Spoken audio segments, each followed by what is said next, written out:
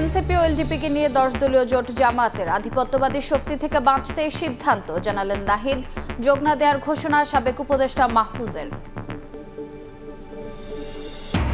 নির্বাচনে কালো টাকা ঠেকাতে টাস্কফোর্স গঠন করছে দুদক। দুর্নীতিবাজদের ভোট না দিতে প্রচার চালানোর সিদ্ধান্ত, কঠোর বার্তা দিতে সব সংস্থার সমন্বিত উদ্যোগ চায় টিআইবি। চাহিদা বাড়ছে বড় ব্রয়লার মুরগির। ওজন 2 কেজি পার হলে মাংস মিলে 10% বেশি, দাবি বিপিআইসিসির। 35 দিন পালনে লাভের সুযোগ বাড়ে খামারিদের, বলছে প্রাণী সম্পদ অধিদপ্তর। এবং পৌষের হাড় কাঁপানো শীতে জনজীবনে ছন্দপতন, হিম বাতাসের সঙ্গে ঝরছে কুয়াশা। বেড়েছে ছিন্নমূল মানুষের দুর্ভোগ, নদীপথে ফেরি চলাচল ব্যাহত।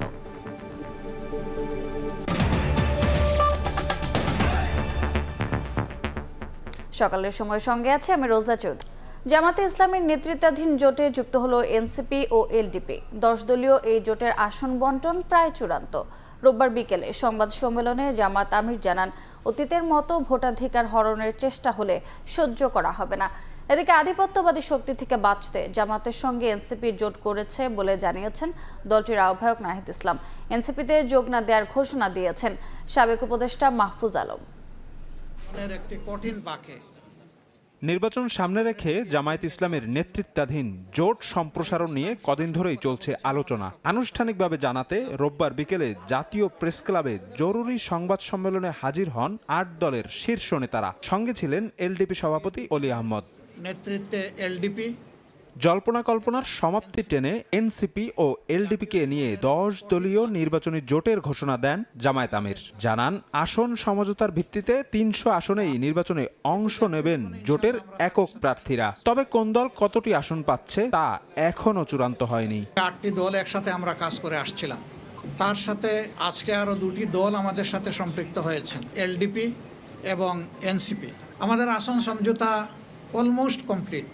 নির্বাচনের তারিখের হেরফের চান না জানিয়ে ডাক্তার শফিকুর রহমান বলেন, অতীতের মতো ভোটাধিকার হরণের চেষ্টা হলে সহ্য করা হবে না। পাশাপাশি লেভেল প্লেইং ফিল্ড নিশ্চিত করার তাগিদ দেন তিনি। এই নির্বাচনকে সুষ্ঠু করতে, গ্রহণযোগ্য করতে আমাদের পক্ষ থেকে আমরা সর্বাত্মক সহযোগিতা করব এবং আমরা চাই নির্বাচনের যে তারিখ ঘোষণা হয়েছে তার কোনো হেরফের না হয়ে এই তারিখেই নির্বাচনটা অনুষ্ঠিত হোক।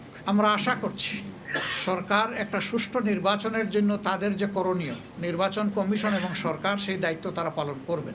এদিকে রাতে বাংলা মোটরে দলের কার্যালয়ে সংবাদ সম্মেলনে এনসিপি আহ্বায়ক নাহিদ ইসলাম বলেন, আধিপত্যবাদী শক্তি থেকে বাঁচতে জামায়াতের সঙ্গে জোট করেছে এনসিপি। জামায়াত প্রশ্নে ভিন্ন মত জানিয়ে কিছু পদত্যাগ তাদের ব্যক্তিগত সিদ্ধান্ত বলেও জানান নাহিদ।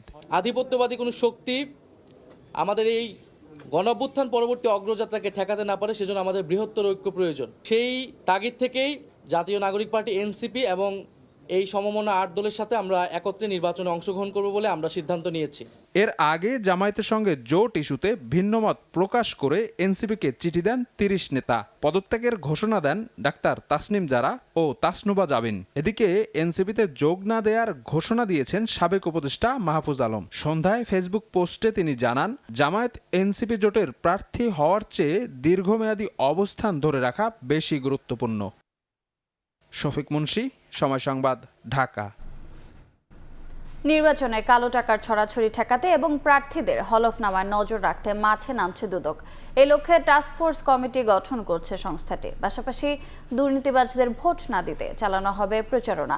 দুদক চেয়ারম্যান বলেন, দুর্নীতিবাজদের মনোনয়ন ও নির্বাচনের সংস্কৃতি বন্ধ না হলে সামগ্রিকভাবে দুর্নীতি বন্ধ করা সম্ভব নয়। এ উদ্যোগকে স্বাগত জানিয়ে টিআইবি বলছে, সব সরকারি সংস্থার সম্মিলিত উদ্যোগই নির্বাচনে দুর্নীতিবাজদের বিরুদ্ধে কঠোর বার্তা দিতে পারে। তাসলিম তৌহিদের প্রতিবেদন। 1.5 মাস নেই জাতীয় সংসদ নির্বাচনের। এবার ভোট সামনে রেখে দুর্নীতিবাজদের ঠেকাতে তৎপরতা শুরু করেছে দুদক। হলফনামায় তথ্য যাচাইয়ে নজরদারি ও কালো টাকার ছড়াছড়ি ঠেকাতে টাস্কফোর্স কমিটি গঠন এবং দুর্নীতিবাজদের ভোট না দেওয়ার আহ্বানে প্রচারণা চালানোর উদ্যোগ নিয়েছে দুদক। দুদক চেয়ারম্যান বলেন, সংসদ সদস্যদের বিরুদ্ধেই সবচেয়ে বেশি দুর্নীতির অভিযোগ, তাই দুর্নীতিবাজ প্রার্থীদের বিরুদ্ধে আগেভাগেই মাঠে নামছে সংস্থাটি। এমপি সাহেব যারা হন, দুর্নীতির অভিযোগ মূলত তাদের বিরুদ্ধেই বেশি আসে। তাদের কাজ হচ্ছে সংসদে তারা যদি উন্নয়নের অর্থ নিয়ে টানাটানি শুরু করেন বেশি, তাহলে দুর্নীতির অভিযোগ তাদের বিরুদ্ধে বেশি আসবে। একদিকে দুর্নীতিগ্রস্ত লোকজনকে নির্বাচন করব, একদিকে আমরা নির্বাচন নিয়ে নমিনেশন বাণিজ্য করব। এত কিছুর পরে আমি তো প্রত্যাশা করতে পারি না যে আমি অত্যন্ত ভালো লোককে আমি সংসদে পাঠাবার জন্য, নির্বাচনের জন্য জনগণের সামনে দেব। আমরা আমাদের সীমাবদ্ধতার মধ্যে কাজ করে যাচ্ছি। টাস্কফোর্স কমিটি গঠনের উদ্যোগকে স্বাগত জানিয়ে টিআইবির নির্বাহী পরিচালক বলেন, নির্বাচন কমিশন, দুদক, এনবিআর সহ সংশ্লিষ্ট সব সংস্থা সম্মিলিত উদ্যোগ নিলে নির্বাচনে দুর্নীতিবাজদের বিরুদ্ধে শক্ত বার্তা যাবে। নির্বাচন কেন্দ্রিক যে কালো টাকার ছড়াছড়ি, অর্থের বেশির বিনিয়োগ, দুদকের সাথে নির্বাচন কমিশন, জাতীয় রাজস্ব বোর্ড, এই তিনটি প্রতিষ্ঠান মিলে কিন্তু এবং অন্যান্য যেমন সিআইডির ভূমিকা আছে, এরা সমন্বিতভাবে যদি এটা করে তাহলে কিন্তু একটা ভালো জোরালো বার্তা হবে যে আসলে নির্বাচনে কালো টাকার ছড়াছড়ি গ্রহণযোগ্য। আমি মনে করি সদিচ্ছা থাকলে অবশ্যই সম্ভব। অতীতেও সংসদ নির্বাচনে বিভিন্ন কমিটি গঠন করে মাঠ পর্যায়ে কাজ করেছিল দুদক, যদিও তেমন কোনো সফলতা আসেনি। তাসলিম তৌহিদ, সময় সংবাদ, ঢাকা। গুলশান বনানী ও ক্যান্টনমেন্ট এলাকা নিয়ে ঢাকা 17 সংসদীয় আসন অভিজাত এলাকা হলেও জলাবদ্ধতা, পানি কিংবা গ্যাস সংকট নিত্যদিনের চিত্র। চরম ভোগান্তিতে থাকা বাসিন্দারা চান স্থায়ী সমাধান। আর গুরুত্বপূর্ণ এই আসনে এবার লড়ছেন বিএনপির ভারপ্রাপ্ত চেয়ারম্যান তারেক রহমান। তার প্রতিদ্বন্দ্বী জামায়াতের ডক্টর এস.এম. খালেদুজ্জামান দিচ্ছেন সমস্যা সমাধানের নানা প্রতিশ্রুতি। আমাদের এই রাস্তায় বর্ষাকালে হাঁটু সমান পানি থাকে। একটা রোগী যদি অসুস্থ হয়, এখানে একটা অ্যাম্বুলেন্স পর্যন্ত ঢুকতে পারে না। নির্বাচনে আমরা নাগরিক হতে পারি, কিন্তু নির্বাচনের পর আমরা নাগরিক কোন সময় হইতে পারি না। অনেক লোক আইসে আর গেছে, কিন্তু রাস্তাটার কোনো সহে পড়ে নাই। ওগুলো সোনার বাংলার আশা সবাই দেয়, কিন্তু সোনার বাংলার কেউ করে না। গুলশান বনানী গঠিত ঢাকার 17 আসন অভিজাত এলাকা হলেও নাগরিক সুবিধা থেকে বঞ্চিত এই এলাকার বাসিন্দারা। এই আসনটিতে রয়েছে ঢাকার দ্বিতীয় বৃহত্তর কড়াইল বস্তি, যেখানে বসবাস অন্তত 12,000 মানুষের। এরপরেই সাততলা বস্তি, যেখানে বসবাস অন্তত 7,000 মানুষের। গ্যাস, সুপেয় পানি সহ অনেক সুবিধা থেকে বঞ্চিত দুটি বস্তির মানুষ। গ্যাস থাকে না, লাড়কি দিয়ে পাক করতে হয়। অযোগ্য খাবার পানি, ওইটা খাইলে মানুষ এখন রোগে আক্রান্ত হইতেছে। আমি 1 বছর পানি খাই না, আমার 1 বছরের মিটার বিল আছে 25,000 26,000 টাকা। পানির সমস্যাটা, পানি অত্যন্ত খুবই খারাপ, আপনার গন্ধ হয় প্রচুর পরিমাণে। বৃষ্টি হলেই জলাবদ্ধতার ভোগান্তি, অচল হয়ে পড়ে সড়ক, বিঘ্নিত হয় যান চলাচল। দীর্ঘদিনের সমস্যার স্থায়ী সমাধান না পেয়ে ক্ষুব্ধ এলাকাবাসী। সুন্দরভাবে ড্রেনের ব্যবস্থা হলে আমরা যাতায়াতের জন্য ভালো হয়। একটু বৃষ্টি যদি হয় তাহলে আমাদের ছেলে পেলে যারা স্কুলে যায়, তারা স্কুলে যাওয়া কষ্ট হয়ে যায়। এখানে চলাচল করার মতো কোনো পরিস্থিতি নাই সন্ধ্যায় আপনার বর্ষাকালে।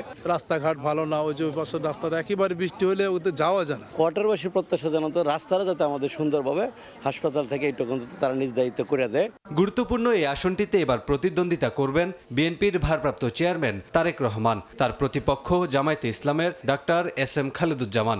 সমস্যা সমাধানের আশ্বাস দিচ্ছেন সম্ভাব্য প্রার্থীরা। এই এলাকাটাকে আর্কিটেকচারাল মডেলে স্বল্প আয়ের মধ্যে কীভাবে গঠন করা যায়, যেখানে ফায়ার সার্ভিসের ব্যবস্থা থাকবে, যেখানে সুন্দর স্যানিটেশনের ব্যবস্থা থাকবে, যেখানে ওয়াটারের ব্যবস্থা থাকবে, কিভাবে তাদের ঘরবাড়ি ভালো করা যায়, এই ব্যবস্থাটা আমার একটা প্রায়োরিটি থাকবে। আসনটিতে মোট ভোটার প্রায় 3.25 লাখ, নারীর চেয়ে পুরুষ ভোটার 17,000 বেশি। জনপ্রতিনিধিরা আসেন, জনপ্রতিনিধিরা চলে যান, নির্বাচনের আগে দেন নানান প্রতিশ্রুতি। যদিও ভোটাররা বলছে নির্বাচিত হয়ে গেলে প্রতিশ্রুতির সিংহভাগ অপূর্ণ থেকে যায়। এমন বাস্তবতায় আসন্ন ত্রয়োদশ জাতীয় সংসদ নির্বাচনে ভোটারদের একটাই প্রত্যাশা, নির্বাচিত প্রার্থীরা যেন প্রতিশ্রুতির কথা ভুলে না যান। কামরুল হাসান, সময় সংবাদ, ঢাকা। আইসিইউতে চিকিৎসাধীন মায়ের খোঁজ খবর নিয়েছেন বিএনপির ভারপ্রাপ্ত চেয়ারম্যান তারেক রহমান। রোববার রাত 11টার দিকে তৃতীয় দিনের মতো রাজধানীর এভার কেয়ার হাসপাতালে আসেন তিনি। দেশে ফেরার পর প্রথম দিনের মতো দলটির চেয়ারপারসনের গুলশান কার্যালয়ে অফিস শেষে ফেরার পথে বেগম খালেদা জিয়াকে দেখতে যান তারেক রহমান। এ সময় তিনি মেডিকেল বোর্ডের চিকিৎসকদের কাছে মায়ের স্বাস্থ্যের খোঁজ খবর নেন। গতরাতে ডক্টর এস.এম. জাহিদ হোসেন জানিয়েছিলেন সংকটময় অবস্থা পার করছেন বিএনপি চেয়ারপারসন। গত 23 নভেম্বর অসুস্থ অবস্থায় হাসপাতালে ভর্তি করা হয় সাবেক প্রধানমন্ত্রী ও বিএনপি চেয়ারপারসন বেগম খালেদা জিয়াকে। ঘণ্টাখানেক হাসপাতালে থেকে রাত 12টার পর গুলশানে বাসায় ফিরে যান তারেক রহমান।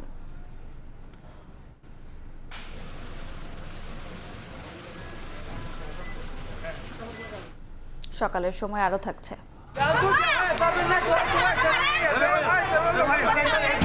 টেকনাফের রোহিঙ্গা ক্যাম্পে আগুন, 2 ঘন্টায় পুড়ে ছাই অর্ধশতঘর।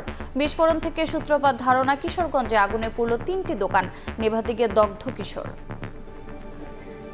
পৌষের হাড় কাঁপানো শীতে স্বাভাবিক জীবনযাত্রায় ছন্দপতন হয়েছে। হিম বাতাসের সঙ্গে ঝরছে কুয়াশা। ছিটমূল আর নিম্ন আয়ের মানুষের বেড়েছে দুর্ভোগ, ব্যাহত হচ্ছে ফেরি চলাচল। বিস্তারিত জানাতে পাটুরিয়া ঘাটে আছেন সহকর্মী মোহাম্মদ ইউসুফ আলী, নওগাঁয় এমআর রকি এবং ফেনী সদর হাসপাতালে আছেন আতিয়ার সজল। সরাসরি প্রথমে যাচ্ছি ইউসুফ আলীর কাছে। ইউসুফ, এই যে হিম বাতাস আর তীব্র শীতে জনজীবন বিপর্যস্ত হয়ে পড়েছে এবং এখনো কিন্তু ফেরি চলাচল অনেকটা কুয়াশা কেটে গিয়েছে, তারপরে কিন্তু খুব সতর্ক নিয়ে ফেরি চলাচল শুরু করবে বলে বিআইডব্লিউটিসি কর্তৃপক্ষ আমাকে জানিয়েছে। সকালটা 7টার দিকে তীব্র কুয়াশার কারণে কিন্তু ফেরি চলাচল সম্পূর্ণ বন্ধ হয়ে গিয়েছিল, আবার কিন্তু কিছুটা পরিষ্কার হয়ে এসেছে এবং সেই সাথে কিন্তু আমরা দেখতে পাচ্ছি যে তীব্র শীত আর কুয়াশায় ও হিমেল হাওয়ায় হাট ঘাট মাঠ সমস্ত জায়গায় জনজীবন বিপর্যস্ত হয়ে পড়েছে।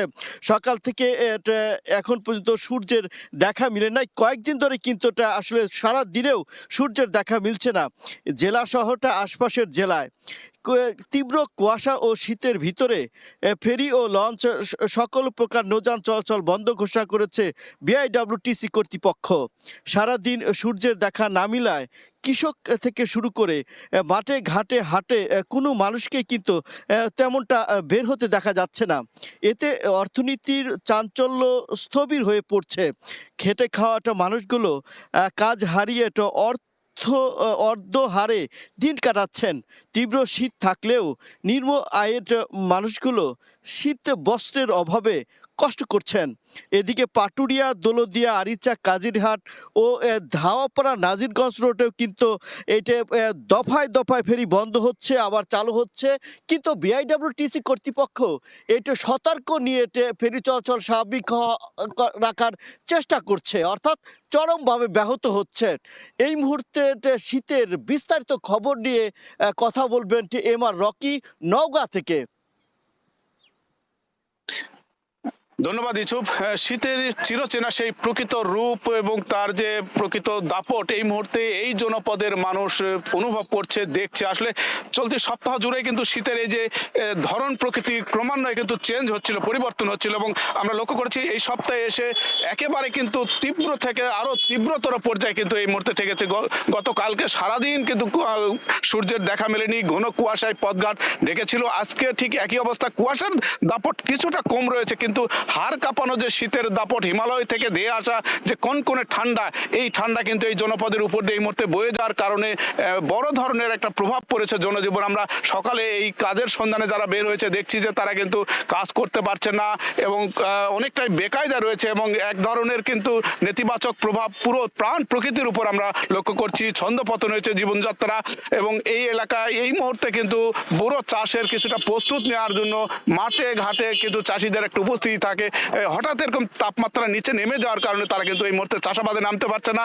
সেই সাথে কিন্তু গত সপ্তাহ জুড়েই এই বৈরী আবহাওয়া পুরো প্রকৃতি এবং জনজীবনকে কিন্তু অনেকটা বিপন্ন করে তুলেছে এবং আমরা লক্ষ্য করছিলাম যারা ছিন্নমূল মানুষ, যারা আসলে কাজের সন্ধানে সকালে বের হচ্ছেন, তাদের এক ধরনের আয় রোজগারের টান পড়েছে। সেই সাথে একটু উষ্ণতা নেওয়ার জন্য অনেকেই কিন্তু বিভিন্ন যে চায়ের দোকানগুলো রয়েছে সেখানে ভিড় করছেন এবং হঠাৎ যেহেতু এই তাপমাত্রা নিচে নেমেছে, আসলে অপ্রস্তুত ছিল এই জনপদের বাসিন্দা। অনেক ক্ষেত্রেই তাদের যে মোকাবেলার যে সক্ষমতা সেটিও একদিকে ঘাটতি ছিল, সেই সাথে প্রশাসনের যে গরম কাপড় দিয়ে সহযোগিতা করার এটিও কিন্তু এই মুহূর্তে আমরা লক্ষ্য করছি অনেকটাই অপ্রতুল। ফলে স্বাভাবিকভাবেই এই জনপদের মানুষকে অনেকটাই বেকায়দা করে ফেলেছে এবং এই স্থানীয়ভাবে আবহাওয়া অফিসের পক্ষ থেকে আজ তাপমাত্রা রেকর্ড করা হয়েছে 11.6। গতকালকের যে তাপমাত্রা ছিল সেই তাপমাত্রা থেকে কিন্তু আরেক দফা তাপমাত্রা 5 ডিগ্রি তাপমাত্রা আজকে নিচে নেমে এসেছে। ফলে এই জনপদের উপর দিয়ে যে এই বৈরী আবহাওয়ার নেতিবাচক প্রভাবে বেড়েছে রোগ বালাইয়ের প্রকৃতিও। আমরা এই রোগ বালাইয়ের আরো খোঁজ খবর জানবো, আমাদের সহকর্মী রয়েছেন ফেনী সদর হাসপাতালে, আতিয়ার সজল জানাবেন সেখানকার রোগ বালাইয়ের খবর। সারা দেশের মতো ফেনীতেও গত কয়েকদিন ধরে হাড় কাঁপানো শীত পড়ছে এবং এই যে প্রকোপ ঠান্ডা, এই ঠান্ডার কারণে কিন্তু আমরা দেখেছি যে বিভিন্ন ধরনের ঠান্ডাজনিত রোগ বা রোগীর সংখ্যা হাসপাতালগুলোতে রোগীদের সংখ্যা বাড়ছে এবং সে সকল রোগীরা যেটা বলছেন তাদের অধিকাংশই এই ঠান্ডাজনিত রোগের কারণে। আপনাকে যদি বলি, আমরা রয়েছি ফেনী জেনারেল হাসপাতাল 250 শয্যা বিশিষ্ট, সেখানকার আমরা দেখেছি যে এখানকার যে শিশু ওয়ার্ড সেখানে 28টি বেডের বিপরীতে প্রায় 50 জনের অধিক শিশু ভর্তি রয়েছে এবং যাদের বেশিরভাগই কিন্তু ঠান্ডাজনিত রোগে আক্রান্ত হয়ে এখানে চিকিৎসা নিচ্ছেন এবং চিকিৎসকরা যেটা বলছেন যে এই পরিস্থিতিতে শিশুদেরকে এবং আমরা শুধু শিশুদেরকে এবং বয়োবৃদ্ধ যারা রয়েছে তাদের প্রতি বাড়তি যত্ন নেওয়ার জন্য, যাতে করে তারা ঠান্ডাজনিত রোগে আক্রান্ত না হয়। শুধু শিশুরাই নয়, আমরা দেখেছি ডায়রিয়া ওয়ার্ডে এবং বয়োবৃদ্ধ যে সকল লোকজন রয়েছে তারাও হাসপাতালে ঠান্ডাজনিত রোগে আক্রান্ত হয়ে ভর্তি নিচ্ছেন। শুধু এই হাসপাতালটিতে নয়, আমরা জেলার যে বেসরকারি হাসপাতালগুলো রয়েছে সেখানেও খবর নিয়েছি, সেখানকারও যে হাসপাতাল কর্তৃপক্ষগুলো জানিয়েছেন যে এই ঠান্ডাজনিত রোগীর সংখ্যা সেখানে বেড়েছে। আর আবহাওয়ার কথা যদি আপনাকে বলি, আজ গত 2-3 দিনের তুলনায় আবহাওয়া কিছুটা উন্নত হয়ে দিকে যাচ্ছে, যদিও ফেনীর আকাশে গতকাল সূর্য দেখা যায়নি এবং আবহাওয়া ছিল 12 থেকে 13 ডিগ্রি সেলসিয়াসের মধ্যে ওঠানামা করেছে এবং হঠাৎ করে যে এই ঠান্ডায় কিন্তু যেমন রোগীর সংখ্যা বেড়েছে, আবার খেটে খাওয়া মানুষ যারা রয়েছে, শ্রমজীবী মানুষ, তারা কিন্তু সবচেয়ে বেশি বিপাকে পড়েছেন। আমরা দেখেছি আসলে যারা প্রতিদিনের দিন আনে দিন খায় এ সকল লোকজন কিন্তু বিপাকে পড়েছেন। এই ঠান্ডা তাদের পর্যাপ্ত বস্ত্র নেই এবং তাদের কাজও করতে পারে না, যার কারণে এই ঠান্ডায় সে সকল মানুষ পড়েছেন বিপাকে এবং তাদের যে বস্ত্র বা অন্যান্য বছরের তুলনায় বিভিন্ন সামাজিক সংগঠন বা সরকারিভাবে কম্বল বিতরণ সেটি এবছর চোখে পড়ছেন না। সব মিলে কিন্তু ফেনীর যে ঠান্ডার বা শীতের প্রকোপ সেটা কিন্তু গত 2 দিনের তুলনায় আজ কিছুটা উন্নত হয়েছে বলে আবহাওয়া দেখে মনে হচ্ছে। এই ছিল আমার কাছে ফেনী থেকে ঠান্ডাজনিত রোগী এবং আবহাওয়াজনিত সবশেষ খবর। সরাসরি যুক্ত ছিলাম ফেনী, নওগাঁ এবং মানিকগঞ্জে। কক্সবাজারের টেকনাফের রোহিঙ্গা ক্যাম্পে আগুনে পড়ে গেছে অর্ধশত ঘর। ফায়ার সার্ভিস জানায়, রোববার রাত 10:30টার দিকে নীলা ইউনিয়নের লেদা ও আলীখালীর 24-25 নম্বর রোহিঙ্গা ক্যাম্পে আগুন লাগে। খবর পেয়ে ফায়ার সার্ভিসের 4টি ইউনিট ঘটনাস্থলে গিয়ে 2 ঘন্টার চেষ্টায় আগুন নিয়ন্ত্রণে আনে। আগুনে অর্ধশত বাড়িঘর পুড়ে গেলেও কোনো হতাহতের খবর পাওয়া যায়নি।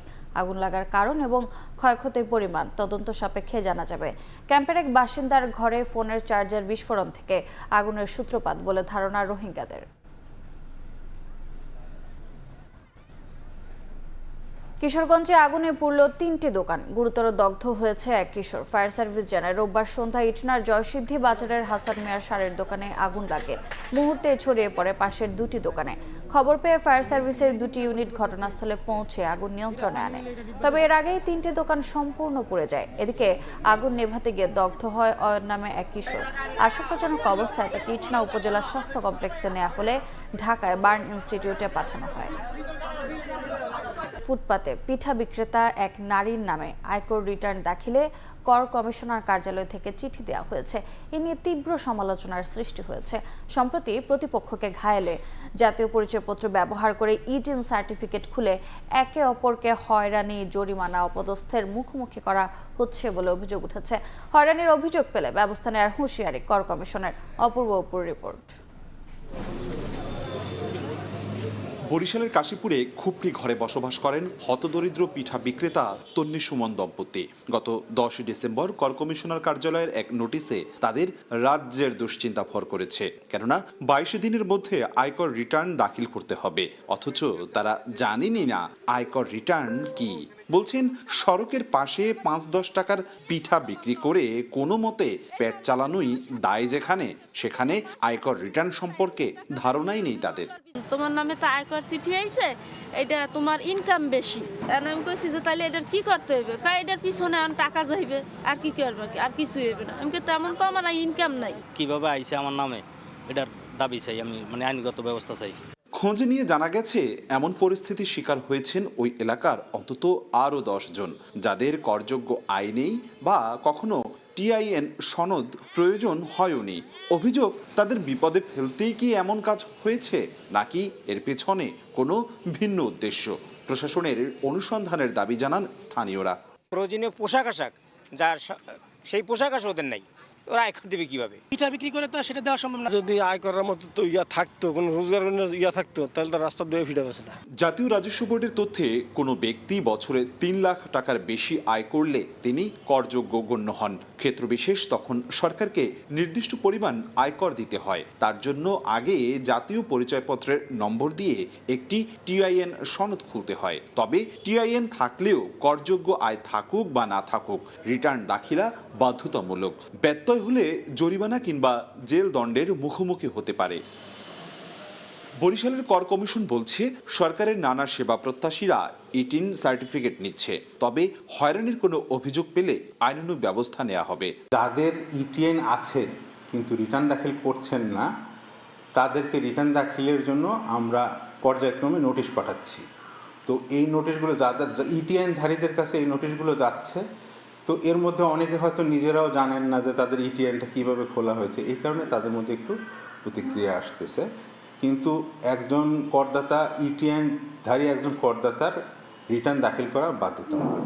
করদাতাদের অর্থ ব্যয় হয় রাষ্ট্র কাঠামোয়। 2024-25 কর বর্ষে বরিশালে 1250 কোটি টাকা লক্ষ্যমাত্রা নির্ধারণ হলেও অর্জন হয় প্রায় 850 কোটি টাকা। অপূর্ব অপু, সময় সংবাদ, বরিশাল। সকালের সময় আরও থাকছে। ইউক্রেনে স্থায়ী শান্তি চুক্তির পক্ষে রাশিয়া ট্রাম্পের সঙ্গে ফোনালাপে পুতিন। ফ্লোরিডায় আজ মার্কিন প্রেসিডেন্টের সঙ্গে জেলেনস্কির বৈঠক। দিন বড় ব্রয়লার মুরগির চাহিদা বাড়ছে। মুরগির ওজন 2 কেজির বেশি হলে ভোক্তারা যেমন নাড়িভুড়ি বাদে খাবার উপযোগী মাংস 10% বেশি পান, তেমনি খামারিদেরও লাভের সুযোগ বাড়ে, এমন দাবি পোল্ট্রি খাতের শীর্ষ সংগঠন বিপিআইসিসির। এ অবস্থায় অন্তত 35 দিন পর্যন্ত ব্রয়লার পালন করার পরামর্শ প্রাণী সম্পদ অধিদপ্তরের। কামরুল হাসান সবুজের রিপোর্ট। ব্রয়লার মুরগি একটু বড় ওজনেরটা নেই, টেস্টও সাধারণত বেশি হয়ে থাকে বড়গুলো। 1 কেজি 500 গ্রাম বা 2 কেজি বা 2.5 কেজি যেগুলা, ওগুলা কাস্টমারের চাহিদা বেশি। আর ছোট 1 কেজি আলা যেটা, এটা কমে চলে। কেন বড় ব্রয়লার মুরগি কেনার দিকে ঝুঁকছেন ভোক্তারা, সেই ব্যাখ্যাও রয়েছে তাদের নিত্যদিনের খরচের খাতায়। ব্রয়লার মুরগির দাম একটু কম, বড় দেখে কেনার চেষ্টা করি যাতে মাংসটা একটু বেশি পাওয়া যায়। ছোট মুরগিগুলা হোটেলে বেশি যায়, আর বড় মুরগিগুলা কাস্টমার বেশি খায়। আমাদের কাছে ভালো লাগে, যার যার চয়েস এটা। এখাতের শীর্ষ সংগঠন বিপিআইসিসির দাবি, 1 কেজি ওজনের ব্রয়লারে যে পরিমাণ খাবার উপযোগী মাংস পাওয়া যায়, ওজন 2 কেজি বা এর বেশি হলে মাংস মেলে 5 থেকে 10% বেশি। 1 কেজি যদি মাংস মুরগির ওজন হয়, তাহলে কিন্তু সে পাবে নাড়ি ভুঁড়ি, তার ইন্টারনাল অর্গান যেগুলো আমাদের খাওয়ার উপযুক্ত না, সেইটা 40%। আর এই মুরগির ওজন যদি 2 কিলো প্লাস হয়, তাহলে তার অর্গানের ওজন হয়ে যাবে 30%, মিট হয়ে যাবে 70%। এই যে 10% এক্সট্রা মিট কিন্তু বেশি পাচ্ছে। শুধু ক্রেতা নয়, এতে খামারের লাভ করার সুযোগও বাড়ে বলে যুক্তি সংগঠনটির। যদি আমি 35 দিনে হারভেস্ট করি আর 5 ডেজ রাখলাম বেশি, কিন্তু তখন ওই বয়সে মুরগির মাংসের গ্রোথটা খুব ভালো আসে। মুরগির বাচ্চা কিন্তু একটাই কিনলাম, কিন্তু যদি আমি অর্ধেক করি তাহলে কিন্তু 2টা মুরগির বাচ্চা কিনতে। ফার্মারের লাভটা সে চায় এখন বেচলে পয়সা থেকে আসবে, কিন্তু তাকে এখন থেকে লং টার্ম চিন্তা করতে হবে।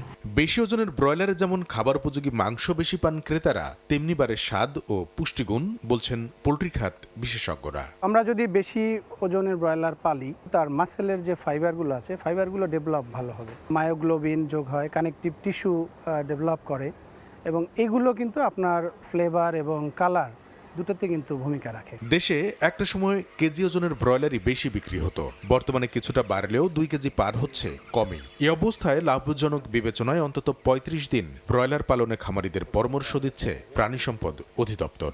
ব্রয়লারের মুরগির মাংসের যে গুণগত মান এবং খামারির লাভবান, এই 3টা বিষয়কে যদি আমরা বিবেচনায় নেই, তো 35 দিন পর্যন্ত খামারি ব্রয়লার লাভবানের সাথে লাভ হওয়ার সাথে লালন পালন করতে পারবে। এখন বাজারে যেটা হয় 28 থেকে 30 দিনে দেখা গেছে যে আমাদের 1600-1700 গ্রাম এই জায়গাটায় থাকে, কিন্তু আমরা যদি 35 দিন লালন পালন করি প্রায় 2 কেজির কাছাকাছি হবে, এবং এটাই কিন্তু ব্রয়লারের এই বিজ্ঞানসম্মত ওজন। বড় মুরগির মাংস ক্রয় ক্ষমতার মধ্যে রাখতে কেটে বিক্রির বাজার চালুর তাগিদ দিচ্ছেন খাত সংশ্লিষ্টরা। কামরুল হাসান সবুজ, সময় সংবাদ, ঢাকা। শীত মৌসুমের শুরুতেই সমুদ্রে দেখা দিয়েছে মাছের আকাল। এতে বরগুনার পাথরঘাটা মৎস্য অবতরণ কেন্দ্রে কমেছে সরবরাহ, কমেছে রাজস্ব আদায়। রুবেল হোসেনের ছবিতে সাইফুল মিরাজের রিপোর্ট। ঘাটে ভিড়ানো সারি সারি মাছ ধরার ট্রলার, অপেক্ষায় বিভিন্ন জাতের সামুদ্রিক মাছ খালাসে। কিন্তু জেলেরা পর্যাপ্ত মাছ সরবরাহ না করতে পারায় হতাশ ব্যবসায়ীরা। জেলেরা জানান 15 থেকে 16 দিন ধরে সমুদ্রে থেকেও মিলছে না কাঙ্ক্ষিত মাছ। স্বল্প পরিমাণে পাওয়া যাচ্ছে লইট্টা, ইলিশ, রূপচাঁদা, কোরাল সহ নানা জাতের সামুদ্রিক মাছ। এতে লোকসানে দিন কাটছে তাদের। সাগরে মাছ পোনা ভাই বেশি পড়ে না, অল্প কিছু মাছ পোনা পাই। আজকে আইসি 15 দিন পর ভাই, কোনো মাছ পোনাই নাই এখন। কোম্পানির থেকে আমাকে ঠুয়াটা দেয়, সেই ঠুয়াটা হলো আমরা বাচ্চা কাচ্চার লেগে বাজার ঘাট দিয়ে চলিয়ে যাই, এত 10 দিন 15 দিন আমরা থাই, এত আমাকে পোষায় না। বর্তমানে যে ট্রলিংয়ে যে ঝামেলা দেয়, আমরা তো জালি বইতে ফিরতেছি না। মাছ খুব কম, জেলেরা মাছ পাইতে না, নদীতে যায়, যাওয়ার পর বাজার ঘাট করে, বাজার হয় না, অনেক বোট বন্ধ করে দিতে আছে। মাছের পরিমাণ কম হওয়ার আর একটা কারণ হচ্ছে এবারে মাছের সাইজ ছোট হওয়ার কারণে ওজন কমে যাচ্ছে। যেহেতু মাছের অবতরণ কম, স্বাভাবিকভাবেই আমাদের মৎস্য অবতরণ চার্জের পরিমাণ কমে গেছে। জেলা মৎস্য বিভাগ বলছে, মাছের উৎপাদন বাড়াতে অবৈধ ট্রলার বন্ধের পাশাপাশি নতুন পরিকল্পনা গ্রহণ করা হয়েছে।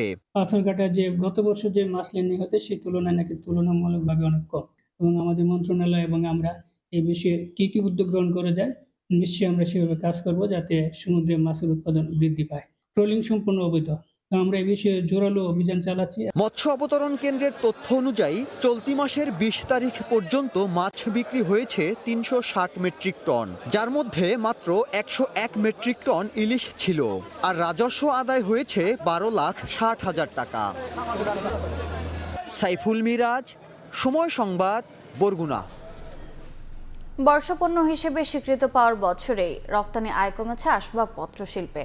এ তথ্য মিলেছে নভেম্বর পর্যন্ত দেয়া ইপিবির 11 মাসের পরিসংখ্যান বিশ্লেষণে। তবে শিগগিরই ঘুরে দাঁড়ানো সম্ভব হবে বলে জানান উদ্যোক্তারা, কারণ কেটে গেছে সরকারের নীতি জটিলতা। নতুন বাজার ধরার পাশাপাশি প্রচার বাড়ানোর পরামর্শ অর্থনীতিবিদদের। 2025 সালের আন্তর্জাতিক বাণিজ্য মেলার বর্ষপণ্য হিসেবে আসবাবকে ঘোষণা করেন প্রধান উপদেষ্টা। অভ্যন্তরীণ ও আন্তর্জাতিক বাজারে বাংলাদেশে পণ্যের হিস্যা বাড়াতে এমন উদ্যোগ নেওয়া হলেও রফতানি উন্নয়ন ব্যুরো ইপিবির তথ্য বলছে, প্রথম 3 মাসে টানা বাড়ে এই খাতের রফতানি আয়। এরপরই পরে ছন্দপতনে, যে ধাক্কায় গত বছরের জানুয়ারি থেকে নভেম্বর সময়ে 11 মাসের হিসাবে এবছর একই সময়ে আসবাবপত্র শিল্পের রফতানি আয় কমেছে 2% বেশি। উদ্যোক্তারা বলছেন, আন্তর্জাতিক অস্থিতিশীলতায় যেমন নেতিবাচক প্রভাব পড়েছে অভ্যন্তরীণ ব্যবসা বাণিজ্যে, তেমনি পড়েছে রফতানিতে। তবে নীতি সহায়তা দেওয়ার ক্ষেত্রে সরকারের বাধা দূর হওয়ায় শিগগিরই ঘুরে দাঁড়ানোর আশা তাদের। লাস্ট 1 বছরে ওভারঅল পলিটিক্যাল সিচুয়েশন এবং ইকোনমি একটু টাইট, খরচ কমার জন্য হোক বা তার বিভিন্ন সমস্যার কারণে হোক, এই জন্য লোকাল সেলটা কম। আমাদের দীর্ঘদিনের দাবি ছিল, সেটা এই বর্তমানে ইন্টারিম গভর্নমেন্টই আমাদেরকে সেই দাবিটা সঠিক ওয়েতে সমাধানটা দিয়েছে। আমরা আশা করছি এক্সপোর্ট আমাদের বাড়বে। এ অবস্থায় বহুমুখী পণ্যের রফতানি বাজার ধরতে ব্র্যান্ডিং বাংলাদেশ প্রচারণা বাড়ানোর তাগিদ অর্থনীতিবিদদের। আসবাবপত্রে মূল্য সংযোজন অনেক বেশি এবং এটা একটা স্কিল ইন্টেন্সিভ প্রোডাক্ট, তো সেই হিসাবে আমি মনে করি যে এটা প্রচারণা বাড়ানো দরকার। আর আমাদের নতুন নতুন বাজার এখানে বের করতে হবে খুঁজে, এবং আমাদের বায়ার খুঁজতে হবে। মাসিক হিসেবে চলতি বছর এ খাতে সবচেয়ে বেশি রফতানি আয় এসেছে মার্চে, $54,90,000। এর আগে সবচেয়ে বেশি $48,30,00,000 এসেছিল বছরের শুরুর মাস জানুয়ারিতে। ইয়ানুর শিফাত, সময় সংবাদ, ঢাকা। ধানের বাম্পার ফলন হয়েছে, এরপরও হাসি নেই কৃষকের মুখে। সার, বীজ, কীটনাশক, শ্রমিকের মজুরি সহ উৎপাদনের বাড়তি খরচে কাঙ্ক্ষিত দাম না পাওয়ার অভিযোগ তাদের। যদিও কৃষি বিভাগের দাবি, মাঠ পর্যায়ে ধানের দাম ঠিক রাখতে কার্যকর পদক্ষেপ নেওয়া হয়েছে। সুজন দামের তোলা ছবি এবং মোহাম্মদ মনির হোসেন বাদলের পাঠানো তথ্য নিয়ে রিপোর্ট। সোনালী ফসলে ভরা মাঠ, দল বেঁধে ধান কাটেন কৃষকরা, এরপর মাড়াই করে নেওয়া হয় হাটে। চলতি মৌসুমে ধানের ভালো ফলন হওয়ায় উচ্ছ্বসিত কৃষকরা, কিন্তু হাটে গিয়ে ধান বিক্রি করতে মলিন তাদের মুখ। শ্রমিকের মজুরি, সার ও জ্বালানি তেলের খরচ বাড়লেও মূল্যবৃদ্ধির ধরাছোঁয়ার বাইরে ধান। মনপ্রতি ধান বিক্রি হচ্ছে 1000 থেকে 1050 টাকা। এতে শান্তি নেই কৃষকের মনে। তারা জানান, 2025 সালে ইউরিয়া সারের দাম বেড়ে দাঁড়িয়েছে 1350 টাকায়। এরপর উচ্চমূল্যে নিতে হচ্ছে ধান কাটার শ্রমিক। বিগত 20 বছর যেরকম ধানের উৎপাদন ছিল, তার থেকে তুলনামূলক অনেক বেশি এবার ধানের উৎপাদন হয়েছে। মেশিন খরচা, আবার ওষুধ খরচা দিয়া আমরা ধান ঠিকভাবে দর পাই না। সার, কীটনাশক, ওষুধ এই বিভিন্ন জিনিস নিয়ে দাম বৃদ্ধির কারণে আমরা কৃষক হতাশার মধ্যে পড়ে যাই। দিনমজুরি পাওয়া যায় না, বেতন বেশি, 800 টাকা বেতন। এই অবস্থায় মিল মালিকদের দৌরাত্ম্য বন্ধে এবং ন্যায্য মূল্য নিশ্চিতে কাজ করছে স্থানীয় কৃষি অফিস। খাদ্য অধিদপ্তর সরাসরি কৃষকের কাছ থেকে ধান সংগ্রহ করার চেষ্টা করছে এবং বিভিন্ন উপজেলায় যেখানে খাদ্য গুদাম রয়েছে সেখানে ধান সংগ্রহ কার্যক্রম চলমান। চলতি মৌসুমে জেলায় 1,89,838 হেক্টর জমিতে আমন ধানের আবাদ হয়েছে। উৎপাদনের লক্ষ্যমাত্রা ধরা হয়েছে 6,84,000 মেট্রিক টন। সময় সংবাদ, পটুয়াখালী। 6 বছর ধরে ভাঙা ঝালকাঠির সন্ধ্যা নদীর উপর নির্মিত লোহার সেতুটি দীর্ঘ সময় ধরে বন্ধ, সব ধরনের যান চলাচল। ভোগান্তিতে শিক্ষার্থী সহ 30টি গ্রামের সহস্রাধিক মানুষ। যদিও সেতুটি পুনর্নির্মাণে সংশ্লিষ্ট মন্ত্রণালয়কে জানানো হয়েছে বলে জানিয়েছে স্থানীয় এলজিইডি কর্মকর্তা। পলাশ রায়ের পাঠানো তথ্য, শামীম হোসেনের ছবিতে রিপোর্ট। সেতুর অর্ধেকটা নেই, সেখানে জোড়া দেওয়া বাঁশের সাঁকো। এটি ঝালকাঠির রাজাপুরের তালুকদারহাট সংলগ্ন সন্ধ্যা নদীর উপর নির্মিত লোহার সেতু। 2019 সালের 11 ডিসেম্বর নদীতে থাকা গাছবাহী নৌকার ধাক্কায় ভেঙে যায় সেতুটি। এতে রাজাপুর, কাউখালী ও সদর উপজেলার সঙ্গে সরাসরি সড়ক যোগাযোগ বিচ্ছিন্ন হয়ে পড়ে। ভোগান্তিতে পড়েন সেতু ব্যবহারকারীরা। পরে স্থানীয়রা নিজ উদ্যোগে ভেঙে যাওয়া অংশের সঙ্গে বাঁশ ও সুপারি গাছ দিয়ে সাঁকো বানিয়ে যোগাযোগ সচল রাখার চেষ্টা করে। কিন্তু দীর্ঘ 6 বছরেও সেতুটি মেরামত কিংবা পুনর্নির্মাণের উদ্যোগ না নেওয়া ক্ষোভ প্রকাশ করেন তারা। 3-4 বার আর কি সুপারি গাছের চাং দিয়ে আমরা কোন রকমের আর কি যাতায়াত করি। দেখা যায় ছেলে মেয়েরা স্কুলে যাইতে পারে না। আমরা এখান থেকে একটা রিক্সা নিয়েও যাইতে পারি না, একটা সাইকেল নিয়ে কান্দে যাইতে হয়। বাজার, মাদ্রাসা বিভিন্ন দিকে লোকজন আইতে যাইতে খুব কষ্ট হয়। তবে সংশ্লিষ্ট মন্ত্রণালয়ে প্রকল্প প্রস্তাবনা দেওয়া হয়েছে। অনুমোদন পেলেই সেতুটি পুনর্নির্মাণে ব্যবস্থা নেওয়া হবে বলে জানান এলজিডি কর্মকর্তা। এই ব্রিজটি দ্রুত বাস্তবায়নের জন্য আমরা ডিপিপিতে প্রস্তাব করছি। যদি ডিপিপিতে অন্তর্ভুক্ত হয় তাহলে এটি দ্রুত বাস্তবায়ন করা যাবে। ব্রিজটি দ্রুত বাস্তবায়নের ফলে দুই পারের জনগণের মধ্যে যোগাযোগের ক্ষেত্রে একটি বৈপ্লবিক পরিবর্তন আসবে। 225 ফুট দৈর্ঘ্যের সেতুটি ভেঙে পড়ায় দুর্ভোগে আছেন 30 গ্রামের অন্তত 50,000 মানুষ। সময় সংবাদ, ঝালকাঠি। দেখছেন সকালের সময়। দেশের বাইরের খবর। ভারতের পশ্চিমবঙ্গে বিধানসভা নির্বাচনের আগে উত্তপ্ত রাজনীতির মাঠ। গাজায় ইসরায়েলি গণহত্যার উদাহরণ টেনে বাংলাদেশ নিয়ে উস্কানিমূলক বক্তব্য দিয়েছেন পশ্চিমবঙ্গের বিরোধী দলীয় নেতা শুভেন্দু অধিকারী। বলেন, ইসরায়েল গাজাকে যেভাবে শিক্ষা দিয়েছে সেভাবেই বাংলাদেশকেও শিক্ষা দেওয়া উচিত। অপারেশন সিঁদুরের প্রসঙ্গ টেনে বাংলাদেশে হামলার উস্কানিও দেন তিনি। বিজেপি নেতার এমন মন্তব্য তীব্র সমালোচনার জন্ম দিয়েছে। তৃণমূল কংগ্রেসের অভিযোগ, নির্বাচনের আগে বাংলাদেশ ও ধর্মকে ব্যবহার করে ভোটের রাজনীতি করছে বিজেপি।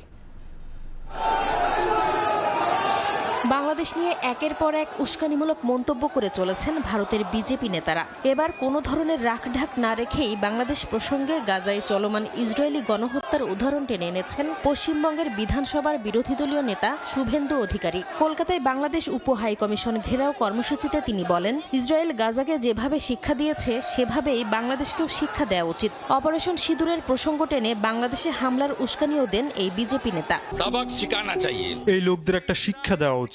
গাজায় যেভাবে ইসরায়েল শিক্ষা দিয়েছে সেভাবেই তাদের শিক্ষা দিতে হবে। আমাদের দেশ 100 কোটি হিন্দুর দেশ। সরকার দেশের স্বার্থ অনুযায়ী কাজ করছে, এদের শিক্ষা দেওয়া উচিত, যেমনটা অপারেশন সিঁদুরে আমরা পাকিস্তানকে শিক্ষা দিয়েছি। सिखाना चाहिए जैसे ऑपरेशन सिंदूर में पाकिस्तान को हम लोग सबक सिखाया। শুভেন্দু অধিকারীর উস্কানিমূলক মন্তব্যে তীব্র সমালোচনার জন্ম দিয়েছে। মুসলমানদের পাশাপাশি কঠোর প্রতিবাদ জানিয়েছে খোদ ভারতের বিরোধী রাজনৈতিক দলগুলো। তৃণমূল কংগ্রেসের অভিযোগ, নির্বাচনের আগে বাংলাদেশ ও ধর্মকে ব্যবহার করে ভোটের রাজনীতি করছে বিজেপি। সামাজিক যোগাযোগ মাধ্যম এক্সে এক পোস্টে তৃণমূল কংগ্রেস জানায়, বিজেপি ঘৃণা ও অসহিষ্ণুতাকে একটি শিল্পের আকার দিয়েছে। এ মন্তব্যের মধ্য দিয়ে শুভেন্দু অধিকারী তার ফ্যাসিবাদী মনোভাবকে তুলে ধরেছেন বলেও জানানো হয়।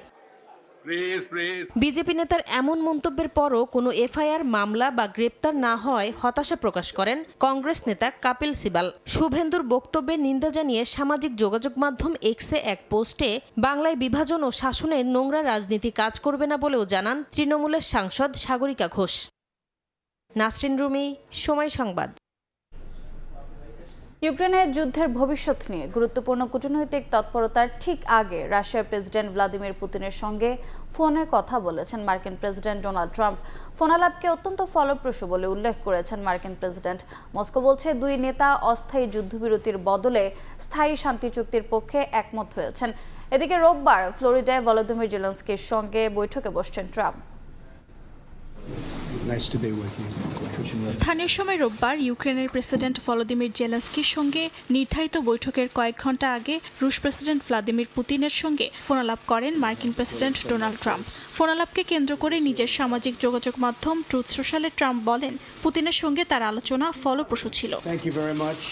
যুক্তরাষ্ট্রে নিযুক্ত রাশিয়ার সাবেক রাষ্ট্রদূত ইউরি উশাকভ জানান, রোববার ট্রাম্প ও পুতিনের মধ্যে 1 ঘণ্টা 15 মিনিটের ফোনালাপ হয়। আলোচনাকে বন্ধুত্বপূর্ণ, সৌহার্দ্যপূর্ণ এবং কার্যকর বলে উল্লেখ করেন তিনি। ইউক্রেন যুদ্ধ নিয়ে দুই নেতা স্থায়ী শান্তিপূর্ণ সমাধানে আগ্রহ প্রকাশ করেছেন বলেও জানান। ইউক্রেন ও ইউরোপীয় মিত্রদের প্রস্তাবিত অস্থায়ী যুদ্ধবিরতির বিরোধিতা করেন দুই নেতা। পুতিন ও ট্রাম্পের মতে সাময়িক যুদ্ধবিরতি সংঘাত দীর্ঘায়িত করতে পারে এবং নতুন করে যুদ্ধ শুরুর ঝুঁকি তৈরি করবে। ফোনালাপে ট্রাম্পের প্রস্তাবে নিরাপত্তা ও অর্থনৈতিক বিষয় নিয়ে কাজ করতে দুটি যৌথ ওয়ার্কিং গ্রুপ গঠনের সম্মত হন পুতিন। এছাড়া জেলেনস্কির সঙ্গে বৈঠকের পর আবারও কথা বলার বিষয়ে একমত হন দুই নেতা। এদিকে একই দিন ফ্লোরিডার মার এ লাগোয় ট্রাম্প ও জেলেনস্কির বৈঠক অনুষ্ঠিত হওয়ার কথা রয়েছে।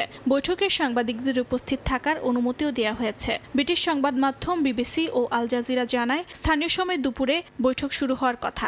বৈঠকে নিরাপত্তা নিশ্চয়তা ও ভবিষ্যৎ ভূখণ্ড নিয়ন্ত্রণ নিয়ে আলোচনা হওয়ার কথা রয়েছে।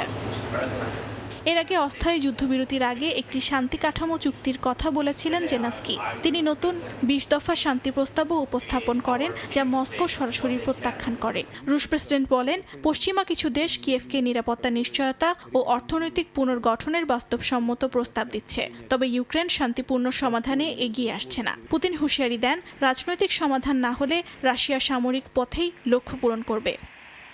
অর্জিতা শেহজিন, সময় সংবাদ। দেখছেন সকালের সময়। এবারে খেলার খবর। ক্রিকেট বোর্ডের দুর্নীতি নিয়ে আগেও জিরো টলারেন্স ছিল, এখনও নিজের অবস্থানে অনড় বিসিবি সহ সভাপতি ফারুক আহমেদ। যারা দুর্নীতি করেছে তারাই বিসিবি থেকে তাকে সরিয়ে দিয়েছিলেন বলে সময় সংবাদে জানান ফারুক। লিগ বর্জন করা ক্লাবগুলো এখনও কেন তাকেই প্রতিপক্ষ মনে করছে সেই প্রশ্নও করেছেন ফারুক। বর্তমান বোর্ড সভাপতির প্রশংসা করে তিনি বলেন, ক্রিকেটকে এগিয়ে নিতে কাজ করছে বুলবুল। ফারুক আহমেদের সাক্ষাৎকার নিয়েছেন সাজিদ মুস্তাহিদ। পরবর্তী ক্রিকেট বোর্ডের সভাপতির দায়িত্ব নেন ফারুক আহমেদ। যদিও 9 মাসের মাথায় তাকে চলে যেতে হয়েছিল। এরপর আবারও বিসিবি নির্বাচনে জয়ী হয়ে তিনি ক্রিকেট বোর্ডে ফিরে এসেছেন। বর্তমানে দায়িত্ব পালন করছেন বিসিবির সহ সভাপতি হিসেবে। অনেকেরই জানার ইচ্ছে আছে যে ফারুক আহমেদের চলে যাওয়া এবং আবার আসার পেছনের কারণটা কি। আমাদের সঙ্গে এই মুহূর্তে আছেন বিসিবি সহ সভাপতি ফারুক আহমেদ, তার কাছ থেকে আমরা জানবো। ফারুক ভাই, আপনাকে স্বাগত। আপনার এই যে এই চলে যাওয়া, মাঝখানে আপনাকে অনেক কথা শুনতে হয়েছে, মাঝের কয়েকটা মাস আবার ব্যাক করলেন, এই সময়টার আপনার মধ্যে দিয়ে কী গেছে, কি চিন্তা করছিলেন? Different people has different agendas for cricket board. আমি সেই দিক থেকে বিবেচনা করলে একমাত্র এজেন্ডা ছিল বাংলাদেশ ক্রিকেটকে সামনে এগিয়ে নিয়ে যাওয়া, এছাড়া আমার কিছু ছিল না। আপনি জানেন যে আমি ক্রিকেট বোর্ডে থাকা অবস্থায় এবং চলে যাওয়ার পরে যারা ইনটেনশনালি মিথ্যা অপবাদ দিয়ে মিথ্যা তথ্য ছড়িয়েছে, তারা এখন পর্যন্ত একটা কোনো অব্যবস্থাপনা, দুর্নীতি কিছু না বের করতে পারে, কারণ বের হওয়ার কোনো কারণ নাই, because I was 100% clean man. ঠিক আছে? আচ্ছা, এখন বাংলাদেশে সবসময় আপনি যদি ক্লিন থাকেন, এটা একটা বিরাট যন্ত্রণা আছে। ক্রিকেট বোর্ড আমরা সবাই জানি 1500 কোটি টাকার একটা জায়গা, এটার ইয়ারলি বাজেট 400 কোটি টাকার কাছাকাছি। সো আপনি যদি একটু নড়াচড়া করেন তাহলে কিন্তু আপনি বেশ কিছু টাকার মুখ দেখতে পারেন। এখন আমি ক্রিকেট বোর্ডের কোনো দায়িত্বে নাই, মানে শুধুমাত্র ডিরেক্টর হয়েছি। একটা I had to prove a point that প্রথমবার যে জিনিসটা ঘটেছিল এটা ভুল ছিল, এই জন্য আমার আসতে হয়েছে। আর আমি যেহেতু কোনো পোর্টফোলিও নেই, ডিরেক্ট আমার আন্ডারে কিছু নাই, আমারটা আপনি অর্নামেন্টালও বলতে পারেন। আর ওভারঅল যদি ক্রিকেট আমার হেল্প দরকার হয়, এটা আমি প্রেসিডেন্টকে সবসময় বলি, এটার জন্য আমার ক্রিকেট বোর্ডে আসা। আপনি চেষ্টা করেছিলেন ক্রিকেট বোর্ডের দুর্নীতি একদম জিরোতে নিয়ে আসতে, সহসভাপতি হিসেবে আপনি সেটা কতটুকু করতে পারছেন? ক্রিকেট বোর্ড আপনি জানেন, আমাদের প্রেসিডেন্ট ফর্মার প্লেয়ার, ওনারও সদিচ্ছা আছে, উনিও চেষ্টা করবেন, উনিও চেষ্টা করছেন। আমার থেকে সাহায্য চাইলে অবশ্যই আমি বলবো, কারণ আমি জায়গাগুলো ভালো বুঝে গেছি। বিকজ আপনি জানেন যে আমি যখন যেই 9 মাস ছিলাম বোর্ডে, ওই 9 মাস কিন্তু 1:1000 100 পরে তো পরবর্তীতে প্রুভ হয়েছে যে আপনার 9 জন ডিরেক্টর নো কনফিডেন্স মোশন এনেছে। এটা ক্রিকেট বোর্ডের প্রেসিডেন্ট যদি আমার কাছ থেকে কোনো কিছু জানতে চান বা যদি বলতে চান, আই এম শিওর সে কাজ করছে। আমি কোনো ব্যাপারে যে খুব বেশি ইনভলভ তা না, বাট আমি বেশি জানি আমি ক্রিকেট বোর্ডে কি হয়। এই বিষয়গুলো তো নিশ্চয়ই আপনি জানাবেন, মানে যেহেতু আমি জানাবো, কোনো স্কোপ হলে শোনাবো। এখন দায়িত্বটা নিতে হবে আসলে যে আছেন চেয়ারে তার সেটা আমার থেকে জানতে চাই অবশ্যই, এবং আই এম শিওর উনি চেষ্টা করছেন। সাজিদ মুস্তাহিদ, সময় সংবাদ, ঢাকা। চট্টগ্রাম রয়্যালসের বিপক্ষে ম্যাচ দিয়ে বিপিএল মিশন শুরু করতে যাচ্ছে শক্তিশালী রংপুর রাইডার্স। দলের সঙ্গে যোগ দিয়ে শিরোপার স্বপ্ন দেখালেন পাকিস্তানি খাজানাফে। গেল আসর দারুণ কাটিয়েছিলেন তিনি, তাই এ আসরে করতে চান সেঞ্চুরি। জয় দিয়ে আসর শুরু করা চট্টগ্রামও মুখিয়ে জয়ের ধারা ধরে রাখতে ম্যাচ শুরু হবে আজ দুপুর 1টায় সিলেট থেকে। তারেক হাসান শিমুলের রিপোর্ট। বিপিএলের কুলিন ফ্র্যাঞ্চাইজি রংপুর রাইডার্স গোছানো ম্যানেজমেন্টে সাফল্য পেয়েছে বহুবার। নতুন আসর নতুন করে শুরু করতে যাচ্ছে রাইডার্স। বিপিএলে এই আসরে প্রথম ম্যাচে প্রতিপক্ষ চট্টগ্রাম রয়্যালস। 26 ডিসেম্বর বিপিএল শুরু হলেও তারা প্রথম ম্যাচ খেলতে নামছে 29 নভেম্বর, তাই একটু দেরিতেই এসেছে সিলেটে। তবে অনুশীলন ম্যাচ থেকে শুরু করে রাইডার্স প্রস্তুতি সম্পন্ন করে এসেছে ঢাকা থেকেই, তাই একটা অনুশীলন সেশন শেষেই ম্যাচ খেলতে নামবে ফ্র্যাঞ্চাইজিটি। এ আসরে কাটার মাস্টার মোস্তাফিজকে দলে ভিড়িয়েছে রংপুর। আইএল টি20 খেলে প্রথম ম্যাচের আগেই ফিরেছেন রংপুর শিবিরে। কোচ মাহবুব আলী জাকির হঠাৎ প্রয়াণ আহত করেছে বাঁহাতি পেসারকে, তবে সব ভুলে মাঠে নামতে হবে। রাইডার্স পেস ইউনিটে আরেক তারকা নাহিদ রানা, আকিফ জাভেদ, ফাহিম আশরাফ বিপিএলে পরীক্ষিত। ব্যাটিং ইউনিটে পরিবর্তন এসেছে। সাইফ, অ্যালেক্স হেলস দুই ওপেনারকেই দলে নিয়েছে ঢাকা ক্যাপিটালস, তবে তাদের জায়গায় ডেভিড মালান, কাইল মায়ার্সকে দলভুক্ত করেছে রংপুর কর্তৃপক্ষ। ঢাকা থেকে লিটন দাসকে এনে টপ অর্ডার শক্তিশালী করেছে তারা, তাই এই ম্যাচে জয়ের ব্যাপারে আশাবাদী রাইডার্স। প্রথম ম্যাচ সবসময় গুরুত্বপূর্ণ। আগের আসরে রংপুরে খেলা হয়নি, এবার সুযোগ হয়েছে। আমরা অবশ্যই চাইব জয় দিয়ে আসর শুরু করতে। উইকেট অনেকটাই ব্যাটিং ফ্রেন্ডলি। শান্ত সেঞ্চুরি করেছে, সেটা দেখলাম। ব্যাটসম্যানদের দায়িত্ব বেশি থাকবে। পাকিস্তানি খাজা নাফে গত সিজনে খেলেছেন চট্টগ্রাম কিংসের হয়ে। সে আসরে ব্যাট হাতে দাপট দেখিয়েছেন। এরপর সুযোগ হয়েছে আরও ফ্র্যাঞ্চাইজি লিগে। অবশেষে হয়েছে স্বপ্ন পূরণ। ডাক পেয়েছেন পাকিস্তান জাতীয় দলেও, তাই একটু বেশি খুশি এই ক্রিকেটার। রংপুরের জার্সিতে করতে চান সেঞ্চুরি। শান্তর পর আমি বিপিএল এ সেঞ্চুরি করতে চাই। বিপিএল আমার ক্যারিয়ারে অনেক কিছু পরিবর্তন করেছে, তবে সবার আগে দলের হয়ে ভালো কিছু করতে চাই। আমাদের যে স্বপ্ন তা পূরণ করতে ভূমিকা রাখতে চাই। অন্যদিকে টুর্নামেন্ট শুরুর আগেও যে দলটাকে নিয়েছিল নানা শঙ্কা, দলের দায়িত্ব বিসিবি নেয়ার পর সেই দলটাই প্রথম ম্যাচে হারিয়েছে নোয়াখালী এক্সপ্রেসকে। জয়ের ব্যাপারে আশাবাদী তারাও। আমরা এবারের আসরটা দারুণ শুরু করেছি। আরও কিছু বিদেশি ক্রিকেটার আসবে। আমরা জয়ের জন্য সর্বোচ্চটা দিয়ে খেলব। রংপুরের বিপক্ষে জয় পাওয়া কঠিন হবে, তবে অসম্ভব নয়। যদিও এদিন অনুশীলনের সময় মাথায় হালকা চোট পেয়েছিলেন চট্টগ্রাম পেসার শরীফুল ইসলাম, তবে তা ঘোরতর নয়, তাই ম্যাচ খেলতে সমস্যা হওয়ার কথা নয় এই পেসারের। তারেক হাসান শিমুল, সময় সংবাদ, সিলেট। এ পর্যায়ে শীর্ষ সংবাদগুলো জানিয়ে দিচ্ছি আরেকবার। এনসিপি ও এলডিপিকে নিয়ে 10 দলীয় জোট জামায়াতের আধিপত্যবাদী শক্তি থেকে বাঁচতে সিদ্ধান্ত, জানালেন নাহিদ। যোগ না দেওয়ার ঘোষণা সাবেক উপদেষ্টা মাহফুজের। নির্বাচনে কালো টাকা ঠেকাতে টাস্কফোর্স গঠন করছে দুদক। দুর্নীতিবাজদের ভোট না দিতে প্রচার চালানোর সিদ্ধান্ত, কঠোর বার্তা দিতে সব সংস্থার সমন্বিত উদ্যোগ চায় টিআইবি।